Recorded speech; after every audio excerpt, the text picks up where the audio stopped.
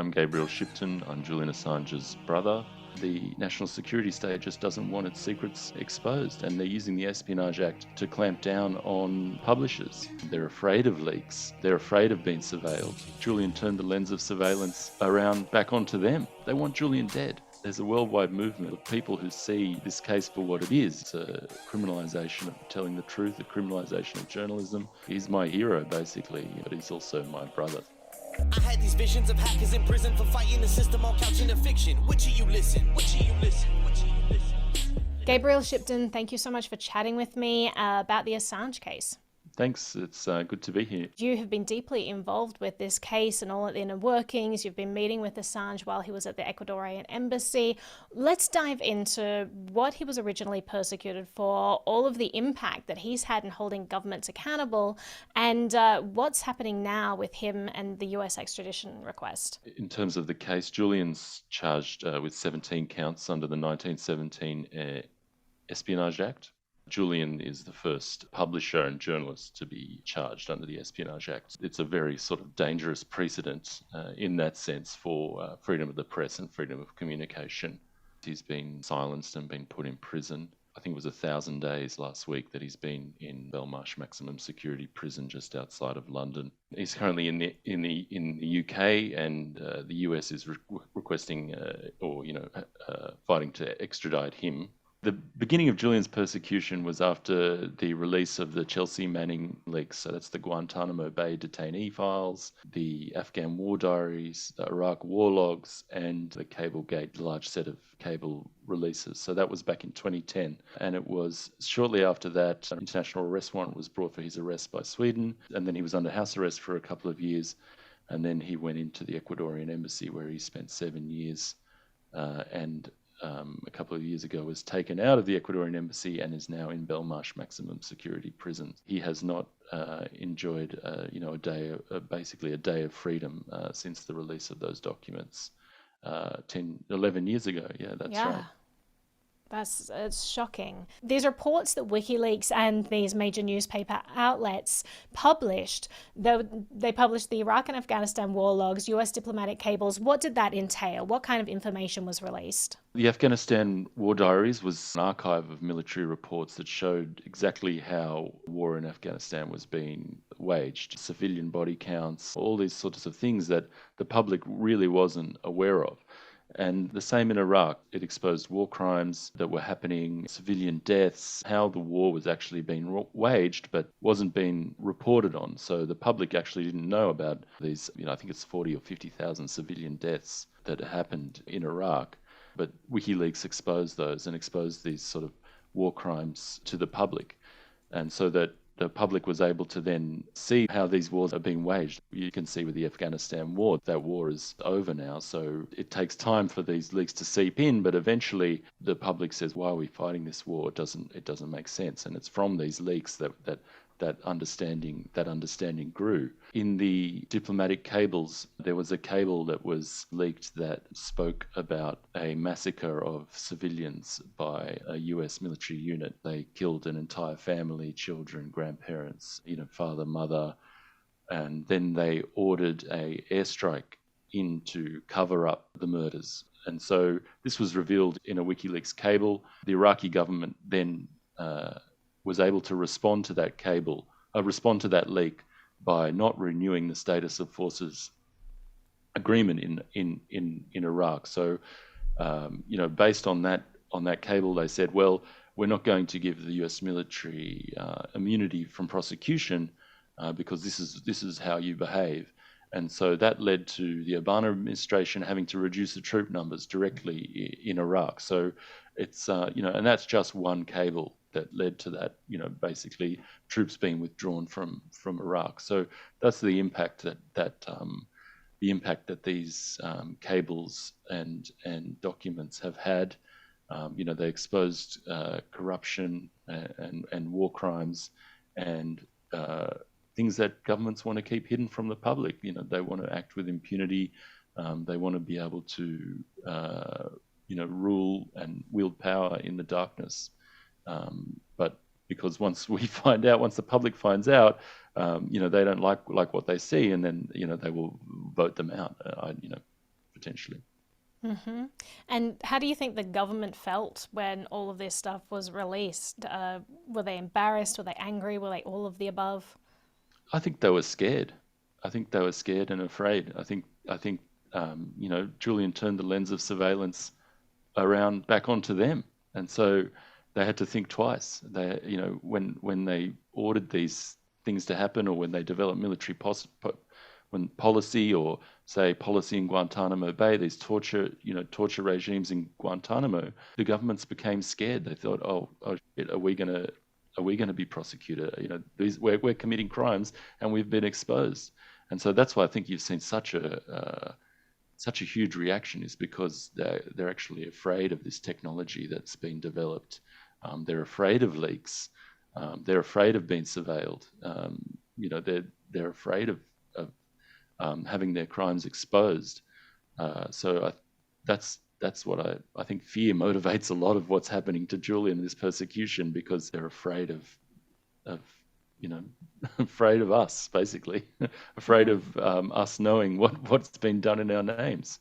Talk to me a little bit about the context of WikiLeaks around here, the importance of this occasion and them posting these documents. They were actually nominated for a Nobel Peace Prize for promoting world peace by holding governments accountable for their actions. Well, I think it was the first time, I think Julian developed WikiLeaks as this way of, what he saw as a problem in our system, that since the Iraq War, since that sort of weapons of mass destruction, that big lie, there was a problem within legacy media that they were being used to convince the public these government actions and these wars were okay. So Julian came up with WikiLeaks, basically, which was, to attract leaks and sort of keep the media honest in a way. So, he partnered with all these media organizations who, would usually endorse these wars or publish, these big lies of mass destruction from the Iraq War.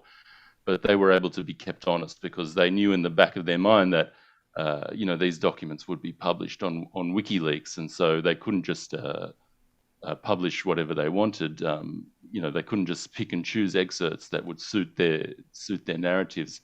That they would have to report on them, truthfully, honestly, and report what was in the public's interest. These huge leaks were, the first of their kind. These first sort of large data leaks that we're seeing more and more of now. Edward Snowden was another one. Panama Papers, things like that.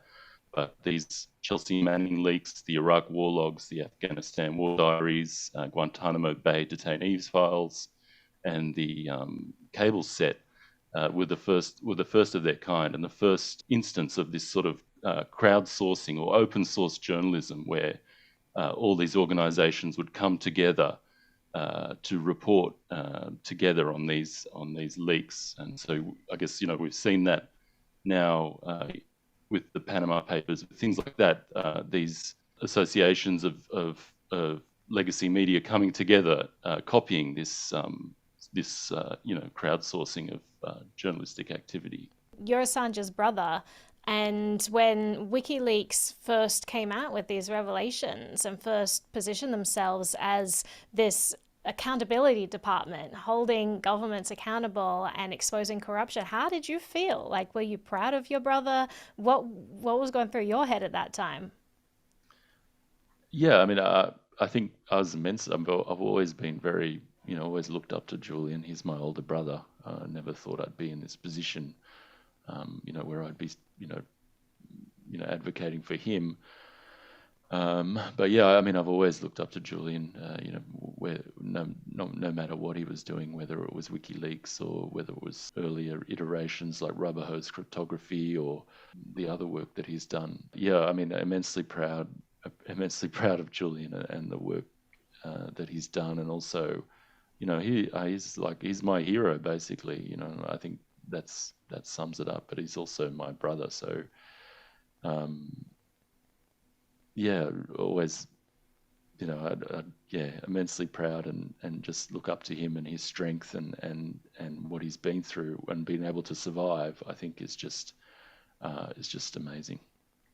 Absolutely. And there's a misconception around WikiLeaks. I remember reading in Glenn Greenwald's book, No Place to Hide, and I think Snowden's talked about it as well. A lot of people see WikiLeaks as, oh, well, it's just this giant document dump. There was no redaction. It put all these people in danger.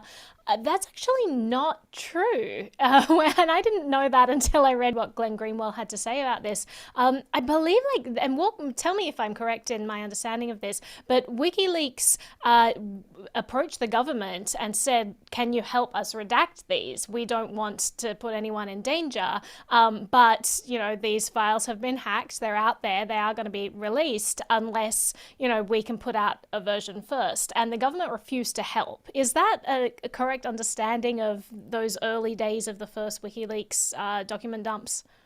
Yeah, I mean, that's correct. So these Chelsea Manning leaks, WikiLeaks worked very hard to redact. They created programs to help redact this vast trove of documents because it just, with the resources that these media organizations had, it was just not possible. So Julian and WikiLeaks worked very hard to redact these documents.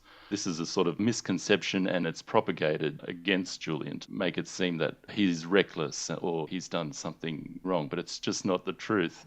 I think you're talking about there's a great phone call from that Laura Poitras filmed for her movie Risk, where Julian's actually calls the State Department and tells them that, these files are out there, and the password was published by two Guardian journalists in their book, David Lee and I forget the other one, but the password to this encrypted file was published in their book.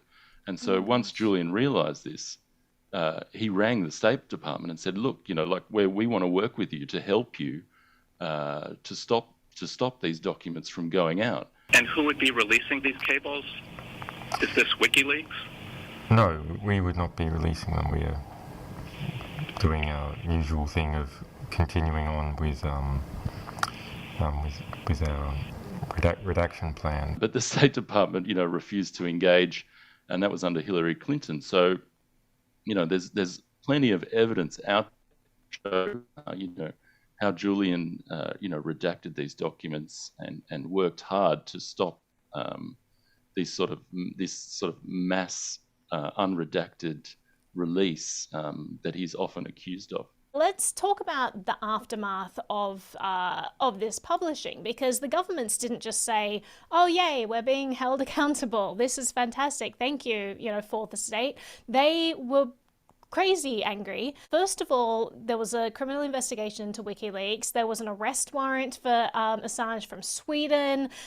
All of this seems to be a pretext for him to be extradited from Sweden to the United States. So walk me through those early days and that kind of fallout after these documents were released, because the government had egg on its face. They were not happy about this. Yeah, that's right. So, after these documents were released in 2010, there was this reaction from the US government. There was an extra legal banking blockade that was made against WikiLeaks. They cut off their donations from PayPal. They cut off their credit card, MasterCard. They closed Julian's personal accounts. They basically, did this totally illegal banking blockade against WikiLeaks. That was one of the first actions that they took, which interestingly led WikiLeaks to adopt Bitcoin as their operational currency, right? Which was the first example of Bitcoin being uncensorable. Yeah, that was actually one of the first big bull runs in Bitcoin as well. And it's always held up as this example of this is why we need money that's not controlled by a government. When you have it controlled by a government, they can pressure the intermediaries. They could stop MasterCard and PayPal and all of these payment providers from processing payments to WikiLeaks. And it really goes down in history as being this example of, how do we reclaim freedom there? And another interesting note I read years ago, WikiLeaks saying, thank you government for shutting that down because we've had all of our donations in Bitcoin and that's gone up, so much in price that we ended up, that's right. getting a lot of money. So that was pretty cool to see. Yep. Yeah, no, that was great. And they used Bitcoin, as their operating currency over the years. So, they were paying people in Bitcoin. They were, going to conferences and buying tickets in Bitcoin. They were paying for servers in Bitcoin. They were just, these leaders in the Bitcoin space, using Bitcoin because they had to, right? Like it wasn't, Bitcoin just was able to give them that opportunity to, keep operating even, under this sort of extra legal banking blockade by the most powerful state on earth. So, that was one of the first things, and then we sort of see the regulatory attacks start popping up. So, that's what I would call this sort of Swedish preliminary investigation that, was opened and closed 3 or 4 times. They said, oh, Julian, you can leave. Julian said, I'll stay in Sweden. You can question me. Happy to cooperate with you. They said, oh no, no, it's okay. You can leave. And then while he's on the plane, they issue the Interpol red notice and things like that.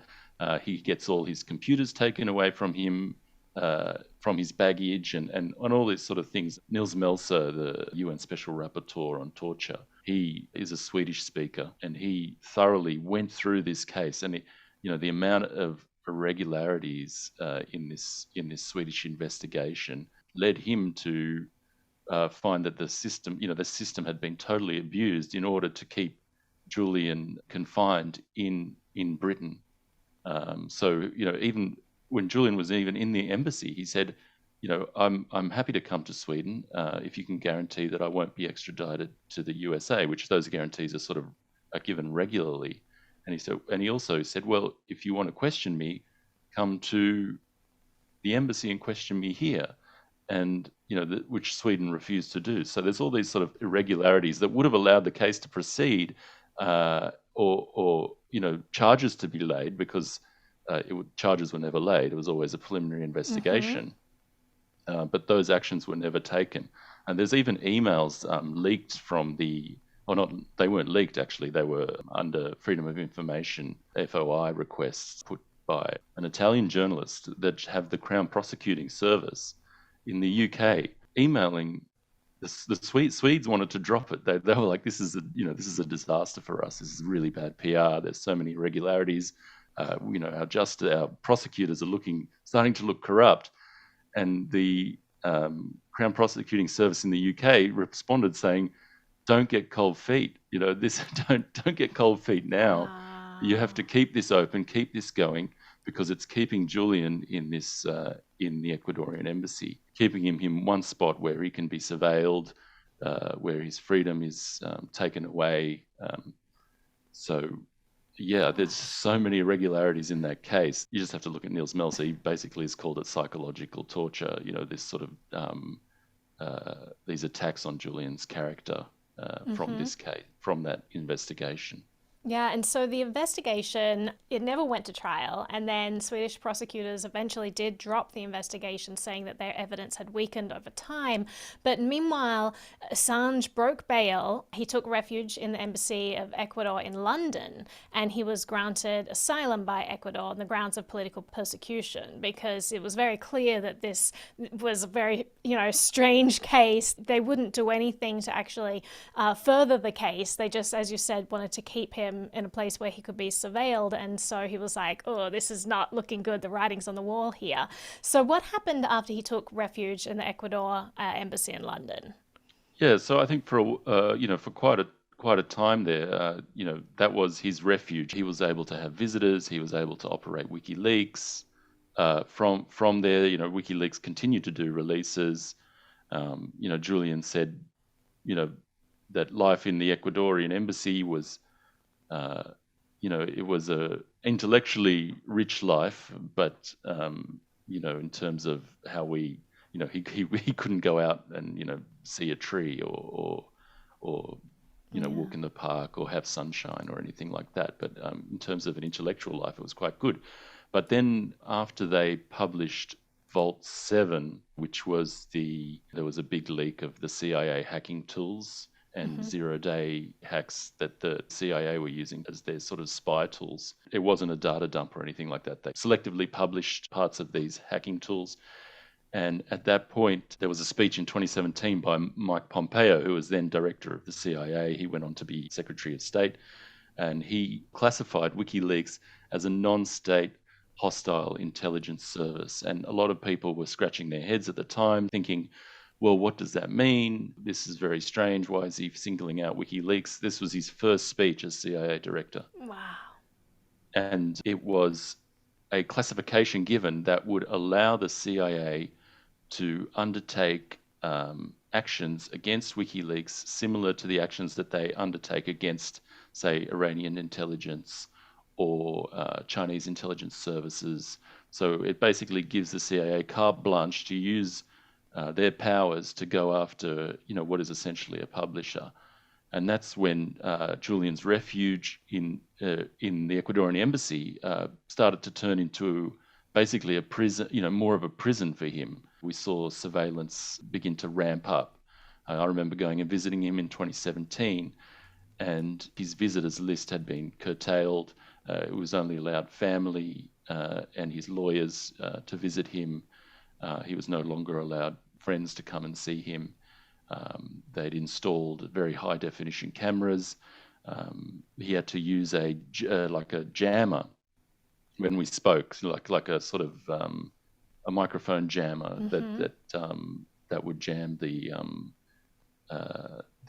recording devices that were in the embassy. And this just continued to get ramped up and ramped up. They took away his shaving kit. They sort of people would come in, they would open their phones, they would take photos of the IMEI numbers and things like that. And all this information, all this surveillance was being sent back to the CIA in the USA. There was an investigation done by some Yahoo News reporters that came out in September that had over 30 sources from within the intelligence community, current people from within the CIA, ex-CIA people, who confirmed all this. We knew about it because there was some leakers from the security company who were contracted by Ecuador. They leaked all this information about this spying to a Spanish judge, but we had confirmation of that in September from this Yahoo News report. It even went further to say, well, there are actually plots within the CIA to assassinate Julian, to murder him inside the embassy. And there were also plots to render him. How can we kidnap him from inside the embassy? The report went on to say, so the CIA came up with this plot to render him, and that went all the way to the White House as well, this report says. But the DOJ stopped them, the US DOJ stopped them and said, well, you can render him, but we haven't got the charges ready. So what are you going to do with him once we get him here? So in that sense, it's very clear to see that these current set of charges against Julian are being put in place because the CIA really just wanted to get their hands on him. They wanted to kidnap him, and now they've done that sort of judicially instead of rendering illegally. So it's like a judicial kidnapping, essentially, of what's happened to Julian. Yeah, and it was interesting. I remember reading reports at the time talking about some of the methods that they had used and the CIA had used to infiltrate the Ecuadorian embassy and get surveillance in there. Like they, sometimes they just co-opt the cleaning company and then have them do it. So it's not necessarily CIA agents breaking in. It's like they use all of these people in the vicinity and they leverage them, or they threaten them, or they, blackmail them in order to get these surveillance devices in. But I think the biggest, the most shocking news of all was the murder plot revelations. Mm-hmm. That was shocking. This is a journalist who's publishing documents to hold the government accountable.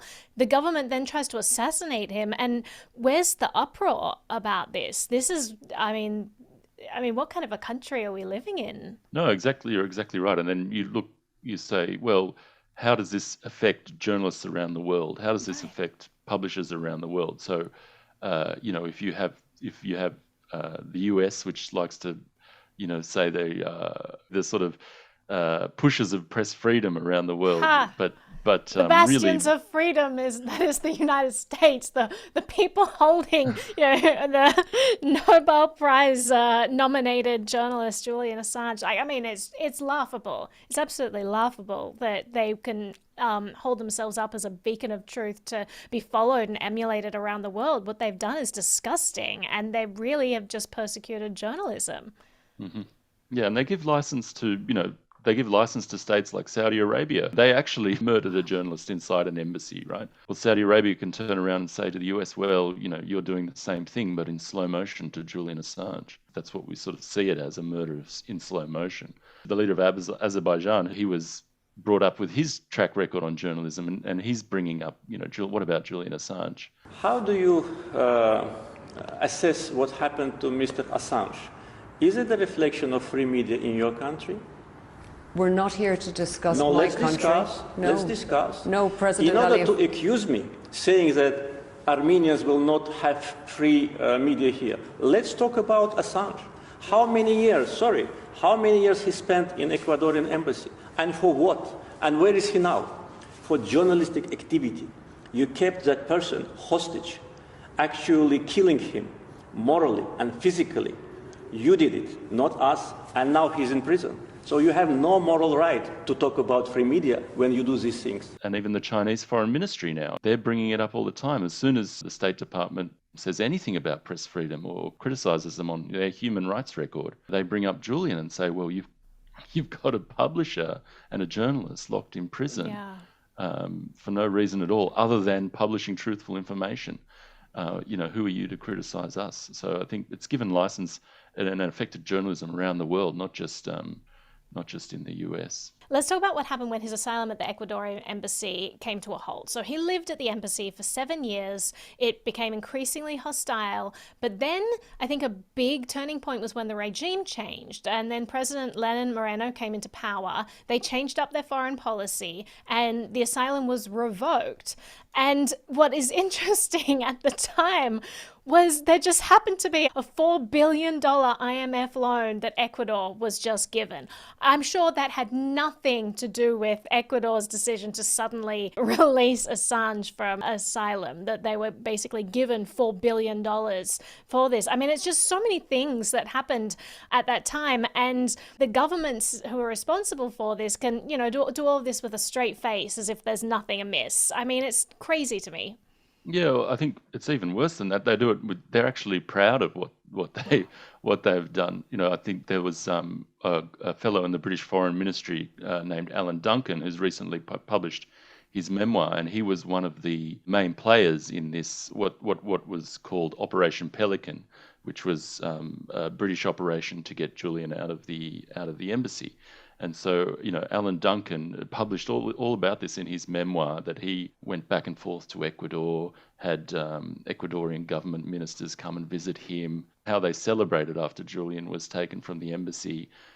He even took, when Julian was taken from the embassy, he took a plate from the Buckingham Palace gift shop and gifted it to Lenin Moreno. Like that's a sort of a congratulatory gift on their achievement of, kidnapping a publisher and journalist. So this hubris around this is, it's disgusting. But this is the sort of how the establishment wield their power, and what Julian was fighting against.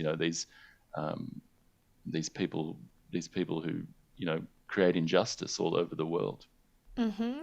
And so let's then skip to, we're in April 2019. Assange was dragged from the embassy, and he was dragged from the embassy because he was found guilty. Like, keep in mind, he no longer has any charges against him. Sweden has dropped the charges. He's hiding in Ecuador because he's terrified of the US government. He gets dragged from the embassy and found guilty of skipping bail 7 years earlier for charges that he is not even charged with. And so it was a minor offense, and then he was given the maximum possible sentence so that they could hold him behind bars, which was 50 weeks. The US unveils an indictment against him that would then keep him in prison. So what we're seeing here is just a history of Assange, them not being able to pin anything on him. All he has been guilty of is journalism. So they're just finding ways to use up time and, kick the can down the road so they can just keep him behind bars. And they're using all of these legal loopholes in order to do this. And it's disgusting because this is a man who's done nothing wrong and has not been found guilty of anything. And he's been kept behind bars. So he has this indictment against him. Walk me through what happens next. He's dragged from the embassy. He now has this US extradition charge. Yeah, so he was taken from the embassy. The extradition charges actually came down almost immediately. He served the maximum sentence for breach of bail, even though he'd been basically detained in the Ecuadorian embassy for 7 years. Yeah. He was then given the maximum sentence for breach of bail, and since then has been held as what they call a remand prisoner. So that's somebody who's held without a sentence, basically. So he's been held in what's been called Britain's Guantanamo, the hardest prison in Britain, as an innocent man for coming up on two years, I think it will be in April. And so that's Belmarsh Prison. It's this maximum security facility. As you said, it's notorious for just having the most abhorrent conditions there. And Assange, a completely non-violent person, is being held there. And so it's 2 years he's been there. Yeah, and that's solely at the behest of the US DOJ. So the US DOJ, now it's the Biden DOJ, Biden administration DOJ, who's pursuing this. The DOJ under the Obama administration, they had considered putting an indictment against Assange as well. They actually chose not to because they said that this would be a terrible threat for freedom because there's no way to distinguish what Assange did and what the New York Times did when they published the Pentagon Papers or what the Guardian did when they published the Snowden revelations. And so the DOJ under Obama effectively said we can't persecute Assange because we'd effectively be persecuting journalism. This would be terrible for freedom of the press. And then the Trump administration turned around and said, nah, we'll do it.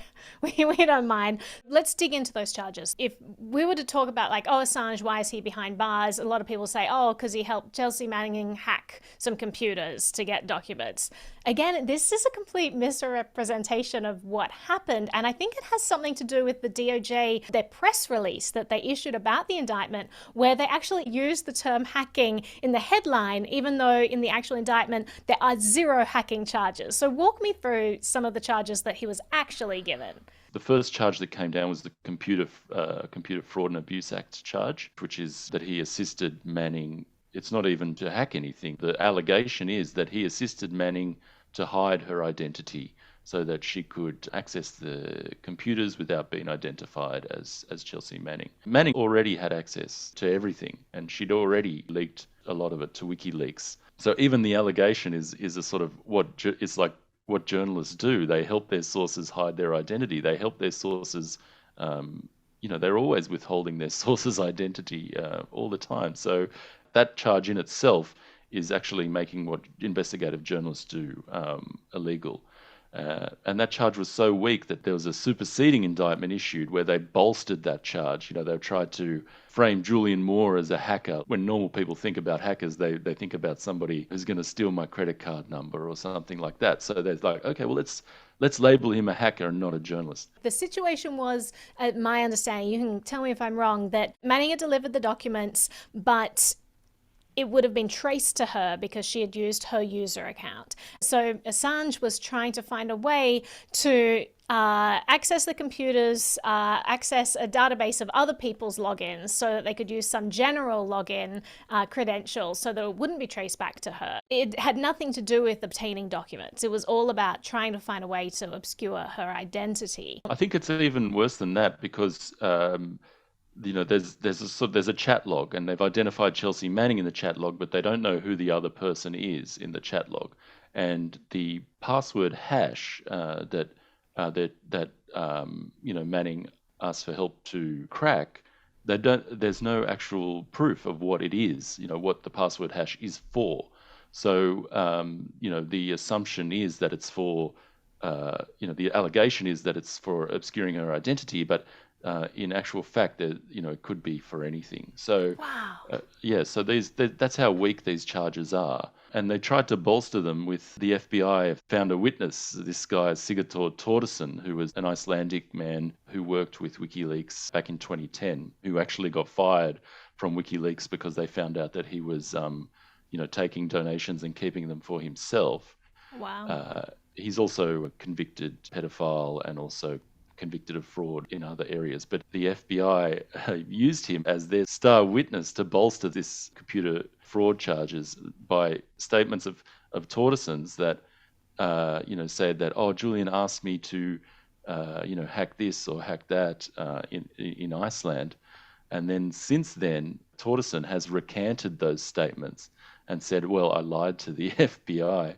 And so there's portions of the indictment that are now in dispute. This star witness who they've used to bolster this hacking charge has recanted their statement. They're so weak that they've used these sort of compromised witnesses, offered them immunity, offered them money. Even then, it's still fallen apart on the US DOJ. The abusive process is just, it's unbelievable. I call it another leak, basically.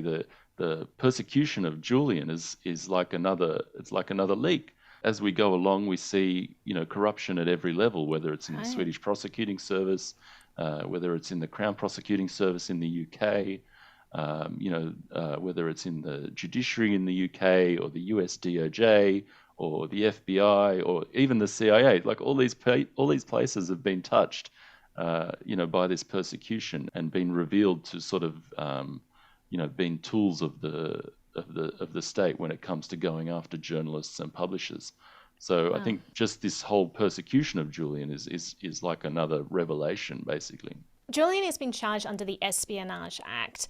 What is the Espionage Act exactly, and why does this pertain to Julian at all? The 1917 Espionage Act, which is a very old, arcane US law that was brought in just before World War I to stifle dissent around US involvement in World War I, and has more recently been used against whistleblowers like Daniel Ellsberg, who was a whistleblower with the Pentagon Papers during the Vietnam War. Wasn't used again for many, many years. And then under the Obama administration, it began to be used more and more frequently. Always against leakers. So people like Daniel Hale, Chelsea Manning, John Kiriakou, who's a CIA whistleblower, and Edward Snowden. But this is the first time it's ever been applied to a publisher. The wording in the Act is very broad so that it can be applied basically to whether it's a leaker or someone who's seditious to the government or a publisher. It can be sort of twisted and used in a way that the DOJ can basically apply it to anybody who does what the US government doesn't like.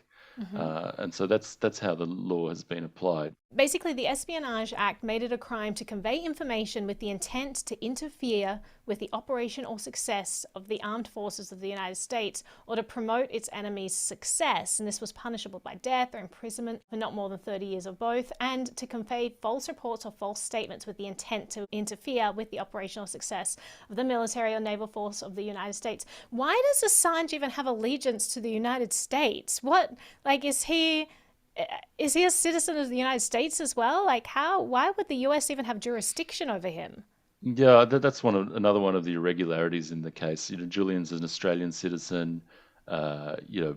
He was not in the US at the time of the alleged crimes. So it's I think a lot of people in the US even scratch their head about this. Like, he doesn't have allegiance to the US. He hasn't signed. When people go and work for the government, they sign these confidentiality things like, Chelsea Manning, Edward Snowden. They all agreed to these, keep things confidential. Julian hasn't done any of that. He hasn't agreed to any of these things. He's not a US citizen. So I think that's one of the irregularities that a lot of people question is why is an Australian citizen who published newsworthy information in the UK charged with espionage? And I think, the answer is they want to take the Espionage Act and use it against publishers, against journalists, to punch this hole in the First Amendment. And Julian is someone, if there wasn't a Julian Assange, they would have to make one up because the national security state just doesn't want its secrets exposed. And they're using the Espionage Act to clamp down on, whistleblowers at first, and now publishers. The New York Times executive editor, Washington Post executive editor have all come out saying that this prosecution is a threat to journalism. And why are they saying that? Because these executive editors have stories that come across their desks and they can see, well, they're getting legal advice. Well, under this Espionage Act indictment, if we publish this story, we might be able to be indicted as well. So I think that's very clear that the chilling effect that this prosecution is having is already being felt within the legacy media organisations. But that has a flow-on effect as well. Where can a whistleblower go now? Where if they have defence material or security state material, can they go to one of these legacy media outlets and rely on them to publish it? I don't think they can. So I think if you're a whistleblower, why would you risk all this? Why would you take this great risk that you would go to prison under the Espionage Act, that you would do all this stuff, and the injustices that you're trying to expose will never see the light of day? So this sort of double chilling effect on whistleblowing and publishing through this Espionage Act prosecution. And there's also the question of what constitutes a sovereign nation these days, when the United States government seems to dictate the terms for the entire globe and for citizens of other countries, and what they're allowed to publish as citizens of other countries in journals in other countries. I mean, it doesn't make any sense that the US should get to control the entire globe like this. Yeah, the extraterritorial nature. What's to stop the US DOJ from reaching into Germany or France and trying to extradite people like that? Or what's to stop other governments like the Orban government in Hungary, saying, oh, there's an Austrian journalist who published things we didn't like, we're going to do we're going to charge him and extradite him. Or Erdogan's government in Turkey. Yeah, exactly. They're setting this example. This is what can be done. This is what's possible. You can apply your laws in other states and you can get away with it. Journalists like Glenn Greenwald, people like Snowden have said that this case against Assange, it really does just criminalize journalism. And if we read through some of the specific allegations, the actual language used, it's nothing other than persecuting journalism. It's so clear. So it says it was part of the conspiracy that Assange and Manning used a special folder on a cloud Dropbox of WikiLeaks to transmit classified records. It's like, oh, okay, so a journalist received files from a source on the internet. Like, that's essentially what they're saying. It was part of the conspiracy that Assange and Manning used the Jabber online chat service to collaborate. It's like, okay, so a journalist talked to their source via encrypted chat. Like, it's what journalists do. It was part of the conspiracy that Assange and Manning took measures to conceal Manning as the source of the disclosure, including by removing usernames and deleting chat logs. Like, yes, that, again, it's just what journalists do. Where is the conspiracy? And then they say, one of my favorite parts is Assange actively encouraged Manning to provide more information. So again, I don't see a single charge in this indictment that has anything to do with espionage or anything that they could actually pin on Assange. He literally is just doing his job as a journalist. And as Greenwald has said repeatedly, journalism is essential in our society as part of the fourth estate. We need it to hold government accountable. We need it to uncover corruption.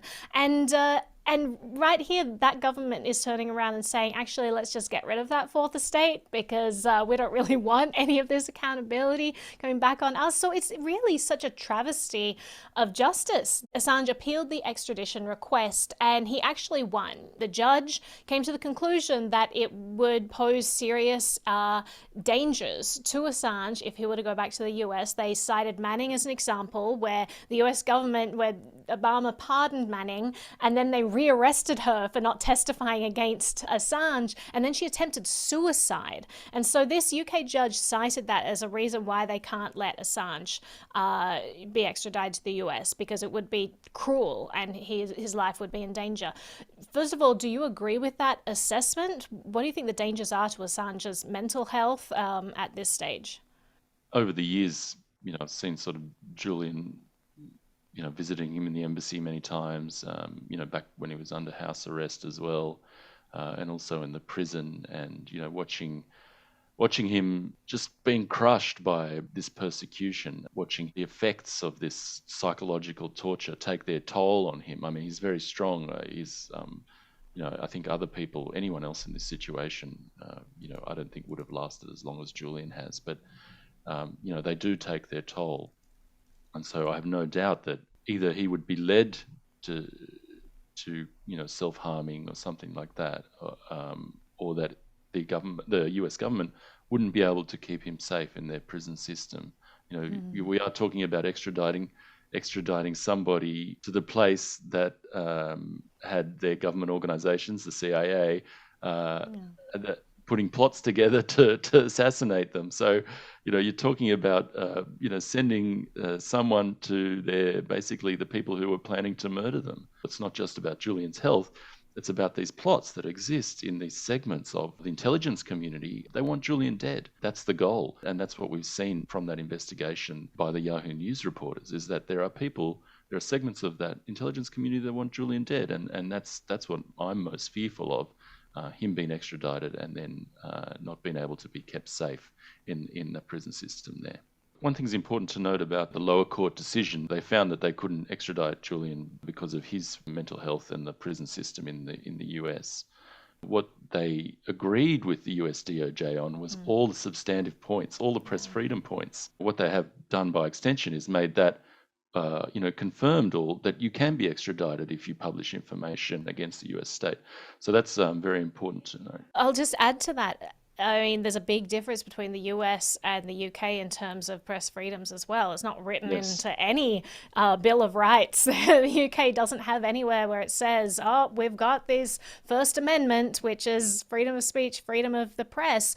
And the UK is notorious for banning all kinds of speech there. So actually, it doesn't surprise me that they would uphold something that poses a serious threat to press freedoms, because the UK has no press freedoms. But what is really scary is the US pushing this, and the US is meant to have these protected. So what is protecting these things? I mean, it seems that there's nothing. The Bill of Rights is just a figment of our imagination at this stage.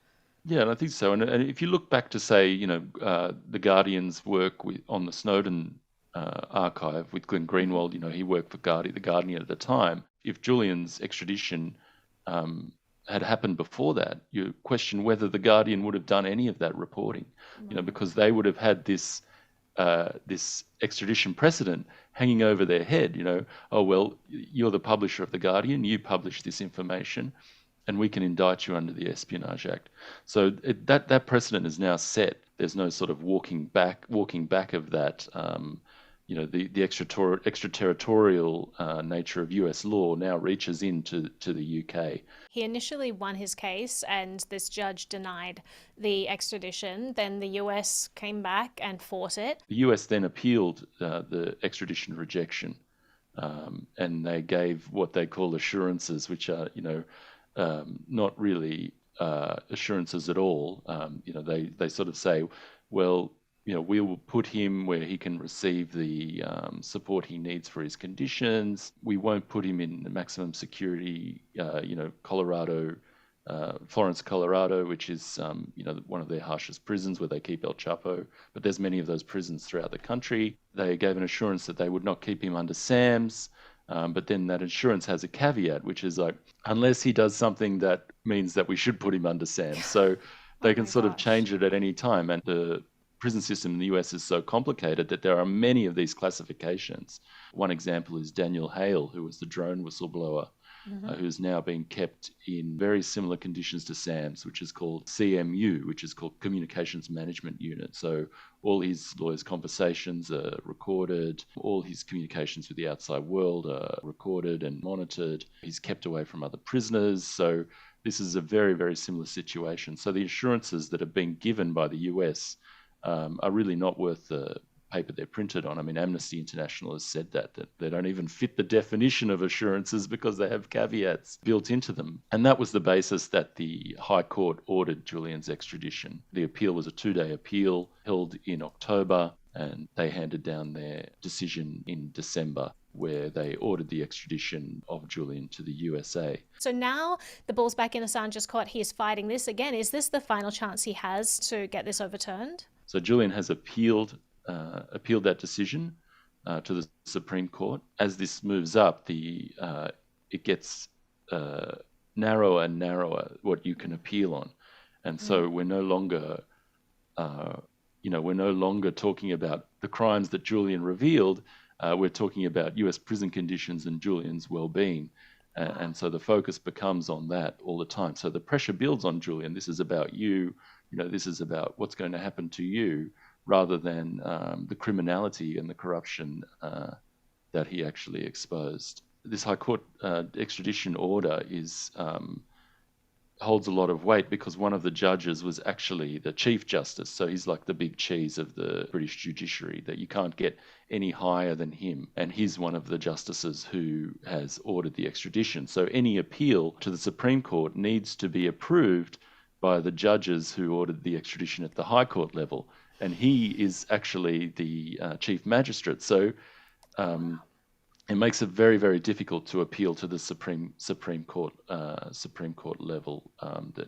That an extradition appeal will be given to the Supreme Court for Julian. So we're expecting a decision now on that in the next, well, should be any moment. I think we were expecting it last week, but it could be this week. The fact that this Chief Magistrate's involved means that it's looking more and more imminent that he will be, extradited and could be extradited, as early as, by the middle of this year. A lot of people are ignoring it in the US. I don't think they can ignore it any longer. The extradition has been ordered. We can't really rely on the British courts to stop this. The Chief Magistrate has ordered the extradition. So it's really up to the decision makers in the US now to have a good hard look at this indictment and say, well, this is actually criminalizing journalism. As you said, you look at the indictment, it doesn't really hold water at all. Yeah. It's basically just talking about journalism that people do every day. And that's why there's 25 press freedom organizations in the US, including the ACLU, Freedom of the Press Foundation, Committee to Protect Journalists, Amnesty International, Human Rights Watch, have written to Merrick Garland, the US Attorney General, outlining the threats to press freedom that this indictment is making, and asking him to drop it. So I think that's where the sort of the front is now, is convincing the US DOJ that they need to drop this, that it's a sort of an attack on the First Amendment and an attack on press freedom. And we've been getting some more and more support in the US. Just in December, we had Congressman Ro Khanna speak out, Ilhan Omar, she made a tweet. So there is building constituency in the US within Congress, in the progressive side, that this case is a threat to press freedom and a threat to the First Amendment and should be dropped in the US. I think we've sort of believed that the legal system is just and that we can sort of once it's in the legal system, we can leave it to them. The judges will, make the right decision, and Julian will get his day in court, and justice will be served. And but it's this sort of veil. It's like a veil of legality that's placed over this persecution to convince people that Julian will get his justice. But really, the injustice flows, even through the judiciary and through the court system. Without a political solution, without sort of a political wave, there will be no justice for Julian in this case. Yeah. And there are a couple of dangers to press freedom going on right now, because it's not like if they drop the indictment, then suddenly press freedom is saved. Because what we have is a situation where a journalist publishes documents exposing corruption in the government and is then imprisoned for the next decade. Even without them succeeding with this indictment and then charging him and throwing him behind bars afterwards, they still managed to persecute a journalist for a decade of their life for exposing government corruption, and that's terrifying. And a high-profile person as well. Imagine all of the people out there that we don't hear about who are being persecuted, threatened, blackmailed, who disappear because they're exposing corruption as well, or they're threatening to expose corruption. Like, it's a scary situation. Yeah, it is. And it's not just journalists who are being pursued. It's like, I think the DOJ has sort of become this tool that has been used against all sorts of people, even technologists. There's a fellow in the UK, Mike Lynch. He's a billionaire technologist there who sold a company to Hewlett Packard, who were then no longer happy with the deal. And so now the US DOJ has requested extradition of Mike Lynch from the UK on fraud charges. So it's the use of the DOJ and American law to sort of trap people and pressure them, and whether it's business interests, whether it's a technological interest, or whether it's a interest against transparency. It's this sort of extraterritorial reach that the US DOJ now has after these extradition treaties that were put in after 9/11, to combat terrorism. They're sort of exploiting these extradition treaties for other purposes. And it's not just the extradition treaties that they're exploiting. It's this tool of oppression that we've set up, this surveillance state whereby all of our communications are collected and stored in perpetuity in NSA databases. And we just have these permanent records collected and built about us, so that if the government ever does want to get us for something, all they have to do is comb back through the record of everything we've ever done on the internet, and they could get people for anything, which is what we're seeing at the moment. People being persecuted not for what the government actually wants to persecute them for, but they'll find some other thing that just happens to be not above board, or they didn't cross the right T or dot the right I. And so it's really scary when people, like at the moment, you have people say, well, privacy, why should I even bother about it? Why should I care? I'm not important. It's like, well, if you ever do something that is important, if you ever actually want to hold people accountable or fight for what's right, you may be in trouble, because there are people who may not want you to do that, and they have everything at their fingertips to stop you from doing that. So it is a scary situation at the moment.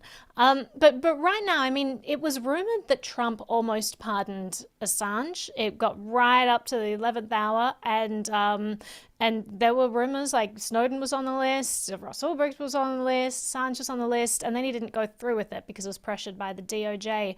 And that was sort of this bastion of hope that a lot of people held out. Glenn Greenwald had some really interesting analysis about why Trump didn't pardon Julian and Snowden, and he was saying that Trump was approached by Republicans saying that the final impeachment is going to go bad for you if you do these. Yeah. And so Absolutely.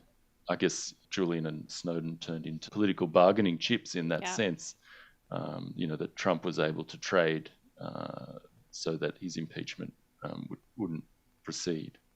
Yeah, no, it's so shameful. What do you think the chances are of the Biden administration turning around and just dropping the extradition request at this stage? Look, I don't think they're going to do it without concerted political pressure. I think there has to be a political cost for them to continue with the prosecution. I don't think they're just going to turn around and drop it. There's career people within the National Security DOJ who have been pushing this prosecution for a long time. So to turn it back at this point for them is going to be, a lot of egg on their face. So there needs to be concerted political pressure for Biden to drop this. And, that's sort of developing with those 25 press freedom organizations, human rights organizations, Congress people speaking out. But, this is a sort of base that we are trying to build on. And that's what, my father and I were over in the US in June. We did a 15-city tour, trying to build up sort of grassroots support for this to be dropped. So I think, we've got a sort of base that has been built upon, but it's not going to be just that. I don't think they're just going to turn around and drop it. There needs to be a political cost associated with pursuing it, and I think that's sort of developing and being built on. We spoke at the Bitcoin conference in May as well, sort of reaching out to the Bitcoin community for their support, both politically and financially.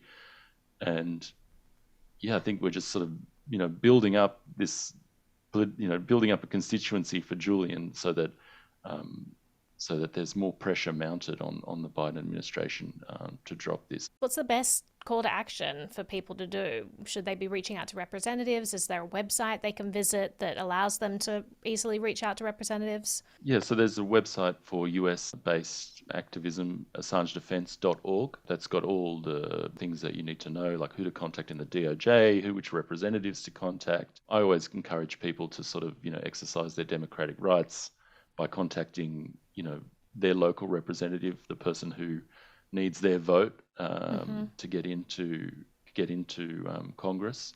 So I'm always encouraging people to do that. Is there anything that the Australian government could do in this situation? I mean, Assange is an Australian citizen, right? Could they ask for extradition back to Australia? Would that possibly supersede the US extradition request? There's a lot of support for Julian in Australia. A couple of weeks ago, the Deputy Prime Minister did an opinion piece calling for Julian to be brought back for Australia, for the extradition to be stopped. I think all it would take is the Australian Prime Minister just to pick up the phone. Australia has a lot of clout because Australia is very strategically important to the US, particularly with a rising China. There's this new alliance which was announced, the AUKUS alliance, Australia, UK and US. The Australian Prime Minister could just ring Joe Biden and say, look, we're your AUKUS ally here. We want Julian to be brought back to Australia and for the extradition and for the charges to be dropped. I think that's entirely possible and within the means of our Prime Minister. So the pressure's on in Australia too. It's not just US people reaching out to their representatives. The Australian people need to be reaching out as well and putting pressure on for this to happen.